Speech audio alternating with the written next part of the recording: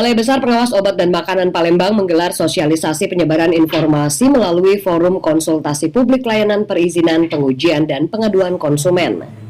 Acara berlangsung di Aula Kantor Balai BPOM Palembang pada Kamis 11 Februari 2021, dibuka langsung Kepala Balai BPOM Palembang, Yosef Dwi Irwan.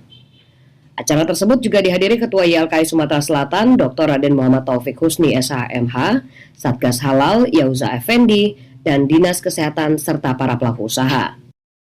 Dalam paparannya, Yosef menjelaskan ada 3 layanan publik Balai BPOM Palembang, yaitu layanan pengaduan, pemeriksaan, dan pengujian. Jadi untuk layanan publik sendiri ada 3 layanan, yaitu layanan pengaduan dan informasi, layanan PSB pemeriksaan sarana balai, meliputi pemeriksaan sarana dalam rangka perizinan, SKI, dan juga layanan pengujian. Dan dari hasilnya 2020 dari seluruh layanan tersebut seluruhnya adalah masih masuk dalam service level agreement atau janji layanan yang kita tetapkan. Artinya tidak ada layanan yang melampaui dari SLA ataupun service level agreement sudah ditetapkan.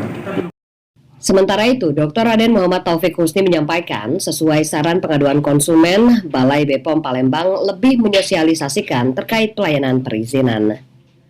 Dari Kota Palembang, tim TNT News TV mengabarkan.